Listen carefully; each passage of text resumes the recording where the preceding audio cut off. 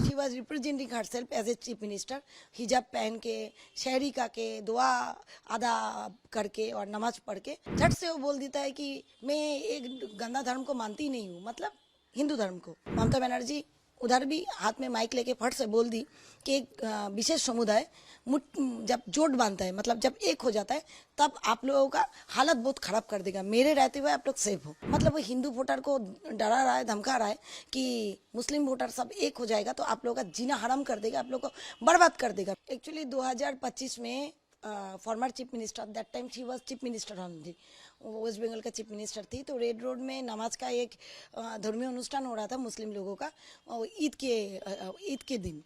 उस टाइम पे she was representing herself as a chief minister, हिजाब पहन के, शहरी का के, दुआ अदा करके और नमाज पढ़ के वो उस जनसभा में झट से वो बोल देता है कि मैं एक गंदा धर्म को मानती नहीं हूँ, मतलब हिंदू धर्म को।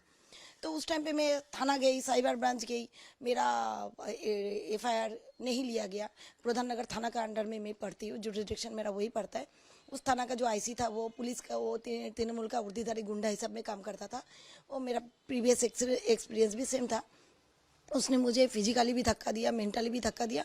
वो मेरा एफआईआर रिसीव नहीं किया। साइबर ब्रांच सिलीगुड़ी, वहाँ 7 दिन मेरा एफआईआर रहा, ना जीडी रिसीव किया गया, ना मुझे एफआईआर नंबर दिया गया। लास्टली 1 हफ्ता बाद बोला गया हाँ हम लोग नहीं ले पाएंगे।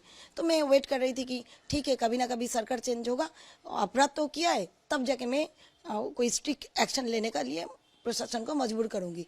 फिर मैं चुपी थी। 2026 का विधानसभा इलेक्शन से पहले अप्रैल महीना में धर्मतला में धरना मंच में ममता बनर्जी उधर भी हाथ में माइक लेके फट से बोल दी कि एक विशेष समुदाय जब जोट बांधता है, मतलब जब एक हो जाता है, तब आप लोगों का हालत बहुत खराब कर देगा, मेरे रहते हुए आप लोग सेफ हो।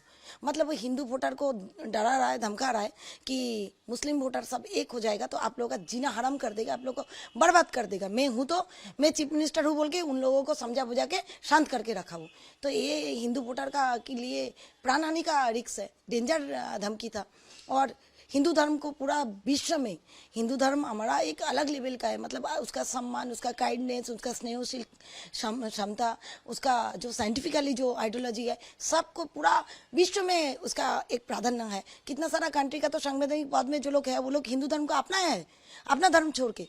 वहाँ पे मुख्यमंत्री खुद बायोलॉजिकल एक हिंदू ब्राह्मण फैमिली से आती है, वो एक विशेष समुदाय को खुश करने के लिए अपना धर्म को गंदा धर्म बोल दिया, और हिंदू वोटर को धमकाने चमकाने के लिए वो डरा रहा है, धमकी दे रहा है। आप बोलिए, इसलिए आपने किया? हाँ, यही 2 कारण से। मैं भी हिंदू हूँ, मुझे डर लगा कि आज अगर ममता बनर्जी हट जाएगी तब तो मेरे ऊपर अटैक होगा, क्योंकि बीइंग हिंदू मैं डरती हूँ। दूसरा, मैं हिंदू एक्टिविस्ट होकर काम करती हूँ, मैं हिंदू धर्म के लिए, हिंदू भाई बहन के लिए मैं लड़ती हूँ, लाभजात का लड़के लोगों को बचाती हूँ, सबको पता है। तो मेरे ऊपर अटैक होगा, ऑलरेडी हो चुका है। मेरा गाड़ी पकड़ा था, मुझे साहिबगंज थाना का जो ओसी था अजीत शाह जी, तृणमूल का ही, वो मेरे ऊपर केस भी किया। मेरा गाड़ी को पूरा चारों तरफ से मुस्लिम लोग पकड़ के रखा था साहिबगंज में, तो मैं डर गई थी। कौन कौन सा सेक्शन जो है दिया गया है?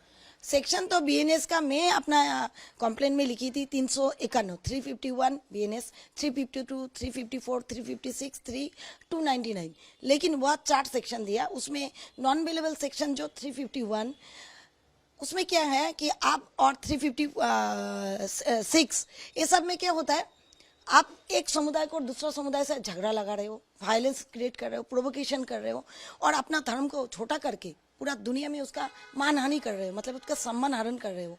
तो कुछ अवेलेबल है और नॉन अवेलेबल ही है। 351 तो नॉन अवेलेबल ही है। तो इसका जो आप भारतीय न्याय संहिता आप अगर पढ़ोगे, जो 2023 में आपका इम्प्लीमेंट हुआ है, उसमें देखोगे संगीन अपराध है, जामीन अयोग्य अपराध है, और संगीन अपराध है क्योंकि पूरा देश का वो मुख्यमंत्री नहीं थी, वेस्ट बंगाल का थी, वो पूरा देश में जितना हिंदू धर्मावलंबी है सबको इंसल्ट किया, और हिंदू वोटर्स को इतना धमकाया चमकाया, जबकि मेजोरिटी हिंदू ही है। तब क्या चाहती हैं? अब मैं चाहती हूँ उनको 2 चीज़ सिखाने। फ्रीडम ऑफ स्पीच का एक बाउंड्री होता है, संवैधानिक पद में रह के आपको कलर, कास्ट, धर्म देख के बात नहीं करना चाहिए। फ्रीडम ऑफ स्पीच का भी एक लिमिटेशन होता है। दूसरा बात है कि आप यही धर्म के बारे में अगर मुस्लिम समुदाय को आप बोलते हो कि आपका धर्म गंदा है, तो आपका सर तन से जुदा हो जाता, सरकारी प्रॉपर्टी तोड़ फोड़ होता, आपका समर्थक के ऊपर हमला होता, आपका घर पे होता। हम लोग बहुत सहनशील है, हम लोग बहुत काइंड है बोल के आप हम लोग को जो इच्छा वो बोलोगे, हम लोग को धमकाओगे चमकाओगे, इसका अंत होना चाहिए। भारतीय न्याय संहिता में ये दंडनीय अपराध है, वो अपराध का सजा आपको मिलना चाहिए। उसके लिए आपको ट्रायल भी फेस करना है, आपको बेल भी लेना है और आपको इसका सजा भी पाना है। वहां तक मैं जाऊंगी। आपके मोबाइल पर तुरंत आएगी ब्रेकिंग न्यूज। स्क्रीन पर सबसे पहले दिखेगी बड़ी खबर। देश दुनिया की हर खबर एक जगह। अब आपके मोबाइल पर तुरंत फटाफट इंस्टॉल कीजिए न्यूज नेशन ऐप और रखिए खुद को अपडेट।